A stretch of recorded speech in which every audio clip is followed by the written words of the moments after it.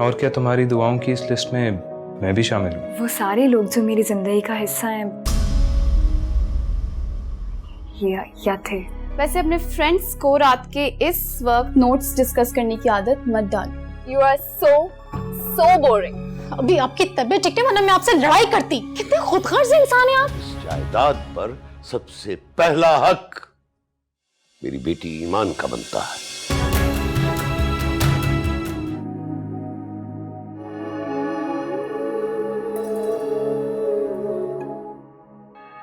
अरे अपना फोन तो चेक कर लो।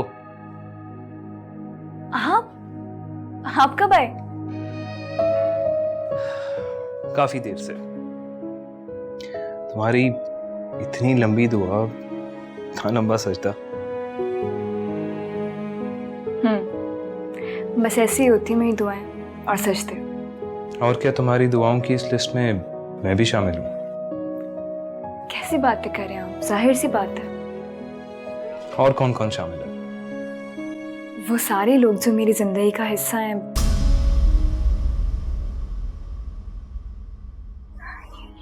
या थे। तो क्या सबको दुआ देती हो या बद्दुआ भी? बद्दुआ क्यों दूंगी? अगर हम चाहते हैं कि हमारा रब हमारी सारी गलतियां माफ कर दे, तो सबसे पहले हमें दूसरों की गलतियां माफ करना सीखना चाहिए। मुश्किल काम नहीं है ये। इसके लिए तो बड़ा दिल चाहिए। जब दिल में अल्लाह ताला बस जाते हैं ना, तो दिल बड़ा हो जाता है। और फिर माफी से अगली स्टेज आती है, जिसमें ना सिर्फ हम दूसरों को माफ करते हैं, बल्कि उनके लिए दुआ भी करना शुरू कर देते हैं। इसका मतलब है कि अगर मैंने तुम्हें कभी जिंदगी में हर्ट किया, तो ना तुम सिर्फ मुझे माफ करोगी, बल्कि दुआ भी दोगी, है ना? ईमान, मुझे अब समझ आया कि तुम्हें कभी किसी दोस्त की जरूरत क्यों महसूस नहीं हुई।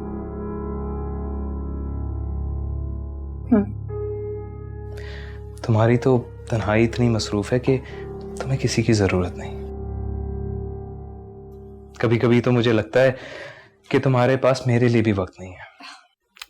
हाँ, वैसी बात बिल्कुल भी नहीं है। इस वक्त इस दुनिया में अपने रब के बाद मेरे लिए सबसे ज्यादा अहम आप भी हैं, और मेरे सबसे ज्यादा करीब भी आप हैं। हाँ, जब अपने रब से बातें चल रही होती हैं तो दुनिया की होश नहीं रहती। लेकिन मुझे तो हर वक्त तुम्हारी जरूरत महसूस होती है। मुझे भी अपने जैसा बना दो। क्या ये मुमकिन है ईमान? क्यों नहीं? हर इंसान अपने रब से अपना ताल्लुक इसी तरह मजबूत कर सकता है। बस उस रब की बनाई हुई मखलूक को अगर आपकी वजह से कोई तकलीफ नहीं पहुंच रही और आप उनके लिए आसानियां पैदा कर रहे हो, तो समझें कि आपके रब से आपका ताल्लुक बिल्कुल पक्का।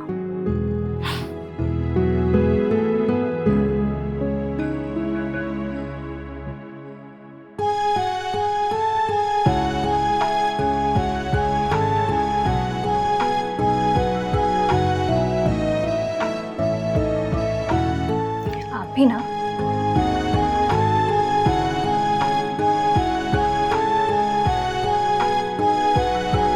अच्छी थी ना movie? I like the ending. हाँ, ठीक थी। वैसे एंड पे हुआ क्या था? इंटरेस्ट लेके देखते तो पता चलता ना। Forget it. Anyway, मुझे तो बहुत अच्छा लग रहा है। इतने अरसे बाद हम दोनों साथ हैं, है ना? हाँ, अच्छा लग रहा है। मैं वॉशरूम से होकर आया। हेलो हारिब, क्या हुआ? मेरी कॉल क्यों अटेंड नहीं कर रहे थे आप? आप कौन?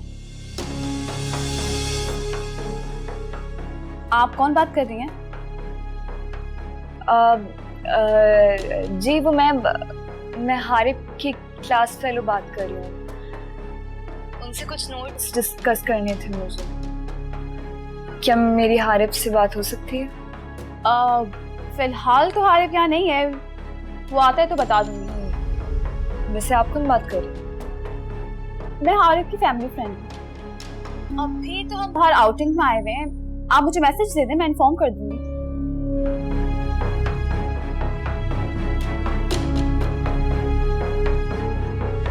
कम on Harib. No, thank you. Bye. तुम्हारी किसी क्लास फेलो की कॉल आई थी। I am sorry I picked up your call, लेकिन फोन मुसलसल बज रहा था। ओह आई सी, वो बिल पे करते हुए देर हो गई थी। क्या कह रही थी? कुछ खास नहीं, कह रही थी नोट्स के बारे में डिस्कस करना है। वैसे अपने फ्रेंड्स को रात के इस वक्त नोट्स डिस्कस करने की आदत मत डालो, इससे आपकी कोई पर्सनल लाइफ नहीं रहती। तो तुमने क्या कहा? ऑब्वियसली यही कहा कि तुम अभी मसरूफ हो, और क्या। ठीक कहा, चलें? ओके। गाड़ी थोड़ी आहिस्ता चलाओ हारिस, और वैसे भी मेरा घर जाने का कोई मूड नहीं है। चलो चलो लॉन्ग ड्राइव पे चलते हैं। ओहो कम ऑन अंबर, मैं सुबह से घर से निकला हूँ, पहले ऑफिस, फिर मूवी, फिर आइसक्रीम। अब बस भी करो यार, क्या तुम्हारा दिल नहीं भरता? बिल्कुल भी नहीं। बट आई एम टायर्ड, मुझे घर जाके असाइनमेंट भी बनानी है और सुबह यूनिवर्सिटी भी जाना है। पर अभी तो सिर्फ 10 बजे हैं हारिस, कम ऑन। मुझे घर जाने में वक्त लगेगा, और वैसे भी मैं जल्दी सो जाता हूँ। You know, you are so boring.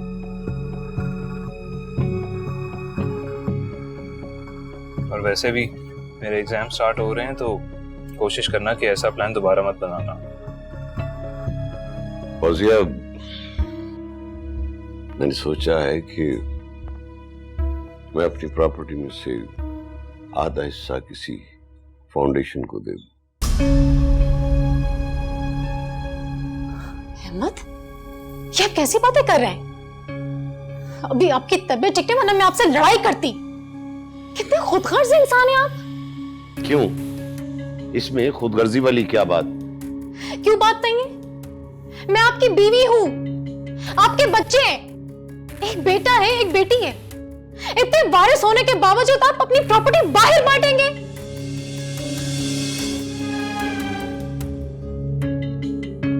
Ahmad, मेरा ये मतलब नहीं है।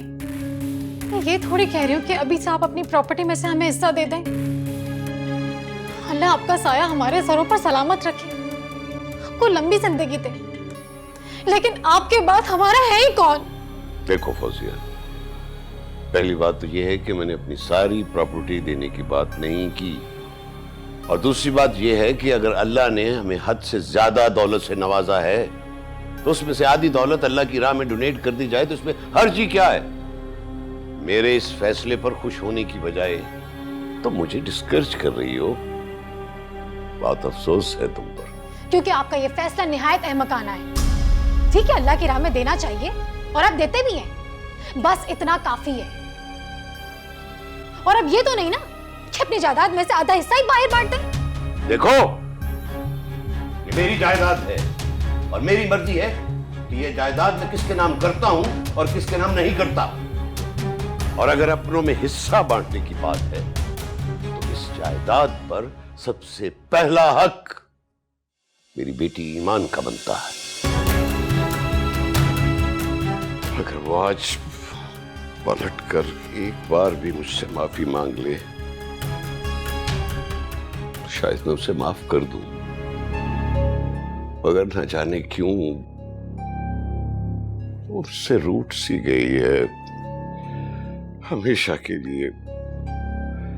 मैंने बहुत ज्यादती की उसे घर से निकालकर। वो जो भी थी, जैसी भी थी, मेरी सगी औलाद थी,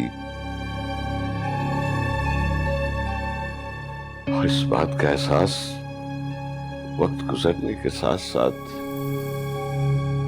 मुझे ज्यादा होने लगा है।